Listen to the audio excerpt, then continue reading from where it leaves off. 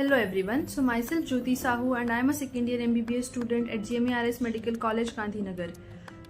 मैंने अपने नीट का फर्स्ट अटेम्प्ट दिया था 2024 में and I scored 643 out of 720 with online coaching. So today I am here to share my NEET strategy with you. तो basically NEET में 3 subjects होते हैं, फिजिक्स, केमिस्ट्री एंड बायो। तो फिजिक्स के लिए हमें कैसी अप्रोच रखनी होती है कि सबसे पहले लेक्चर हो गया तो आपने लेक्चर ले लिया, फिर नोट्स बनाए एंड नोट्स रिवाइज करो, और जिस दिन लेक्चर होता है उसी सेम डे डीपीपीज अपलोड होती हैं, तो आपको वो डीपीपी सॉल्व करने हैं नोट्स रिवाइज करने के बाद। एंड फिर लेक्चर, नोट्स, डीपीपी और फिर उसके बाद आता है पीवाईक्यू। तो आपने सबसे पहले पूरा चैप्टर कंप्लीट किया फिजिक्स का और लास्ट डे आप पीवाईक्यूज लगा लो उस चैप्टर के।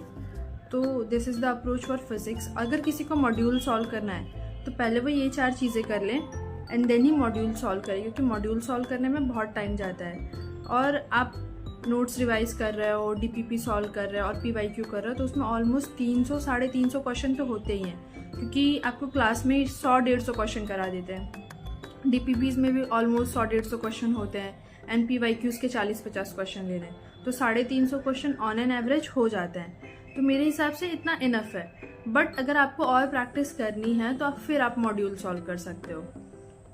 कई बार ऐसा होता है कि हम स्टार्टिंग के चैप्टर में बहुत सारे मॉड्यूल्स लगा लेते हैं अलग अलग कोचिंग्स के, एंड फिर एंड के चैप्टर में एक भी मॉड्यूल नहीं लगा पाते, तो फिर वो सारी चीज़ों का थोड़ा ध्यान रखना पड़ता है। आप स्टार्टिंग से एक सही अप्रोच लेके चलोगे तो एंड तक कंसिस्टेंसी बनी रहेगी एंड फिर it will help you in long term. And then this was for physics. Now comes to chemistry. तो केमिस्ट्री बेसिकली 3 पार्ट्स में डिवाइडेड है, physical chemistry, inorganic chemistry and organic chemistry.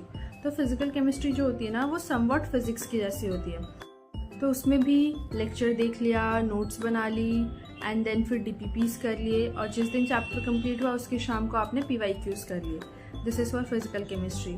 Physical chemistry में एक बहुत important चीज़ ये होती है कि आपको फार्मूलाज पे बहुत अच्छी पकड़ होनी चाहिए। आप जितना ज़्यादा फार्मूलाज रिवाइज करोगे आपको एग्जाम में वो उतना ही हेल्प करेगा। This was for physical chemistry and then it comes to inorganic chemistry.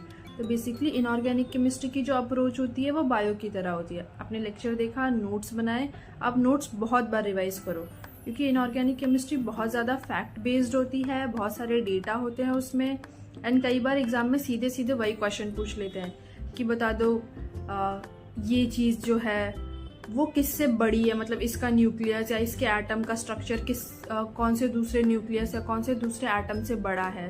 For example helium का कर लिया, हाइड्रोजन का कंपैरिजन कर लिया, तो वो सारी चीज़ें आपको थोड़ी पता होनी चाहिए। एंड देन फिर कोऑर्डिनेशन कंपाउंड चैप्टर है, वो बहुत इंपॉर्टेंट है, उससे काफ़ी सारे क्वेश्चन आते हैं, कौन सा कलर बनेगा, क्या होगा, ये सारी चीज़ें। तो इनऑर्गेनिक केमिस्ट्री का बेस्ट अप्रोच यही होता है कि आप नोट्स रिवाइज करो ज़्यादा से ज़्यादा बार एंड देन फिर क्वेश्चन सॉल्व करो। So this was for inorganic chemistry and then comes to organic chemistry. तो ऑर्गेनिक केमिस्ट्री का सेम वही है कि आपने लेक्चर देखा, नोट्स बनाए। ऑर्गेनिक केमिस्ट्री में बहुत इंपॉर्टेंट चीज़ ये होती है कि आपको नेम्ड रिएक्शन आने चाहिए। ऑर्गेनिक केमिस्ट्री में बहुत सारे नेम्ड रिएक्शन होते हैं, जैसे कि फ्रीडल क्राफ्ट रिएक्शन। तो आपको पता होना चाहिए कि फ्रीडल क्राफ्ट रिएक्शन है और उसके नीचे ये रिएक्शन हो रही है, मतलब उस रिएक्शन में ये रिएक्शन हम करवाते हैं, ऐसे ऐसे चीज़ों को रिएक्ट करवाते हैं। क्योंकि आपको एग्जाम में क्वेश्चन आएगा, या तो आपको क्वेश्चन में पूछ लेंगे which is Friedel craft reaction, and फिर नीचे 4 रिएक्शन करवा के देंगे वो आपको, और आपको एक टिक करना होगा, करेक्ट वन। एंड या फिर कई बार ऐसा होता है कि आपको रिएक्शन करवा के देते हैं और नीचे पूछ लेते हैं कि इस रिएक्शन का नाम बताओ, तो फिर आपको बताना होगा कि ये फ्रीडल क्राफ्ट रिएक्शन है।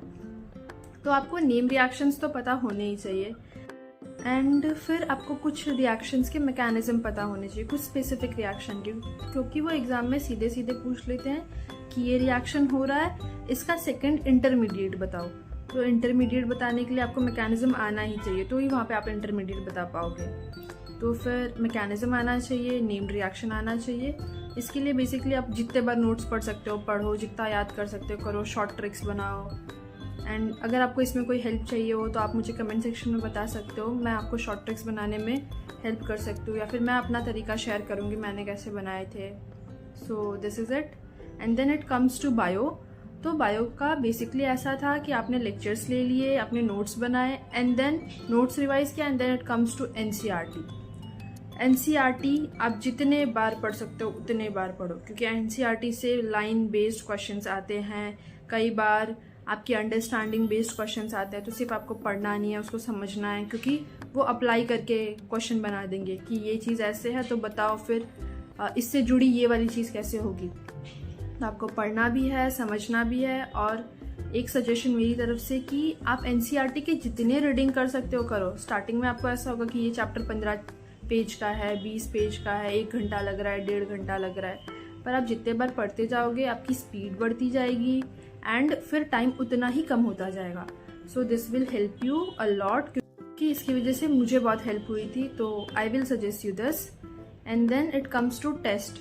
तो फिर टेस्ट का ऐसा है कि आपको टेस्ट कोई भी कॉम्पिटिटिव एग्जाम हो आपको देनी ही पड़ती है। आपका सिलेबस कंप्लीट हुआ हो ना हुआ हो, बीच में चल रहा हो, आपको टेस्ट देना ही देना है। ये नहीं सोचना है कि सिलेबस एक बार कंप्लीट हो जाए तो टेस्ट दूंगा, ऐसा नहीं करना होता है।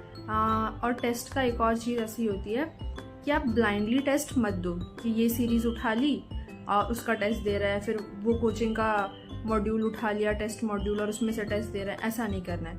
आपको कोई एक ही टेस्ट देना है स्पेसिफिक, एंड टेस्ट देने के बाद उसको एनालाइज करो, क्योंकि आप एनालाइज करोगे तो ही आप नेक्स्ट टाइम से वो सेम गलतियां नहीं दोहराओगे।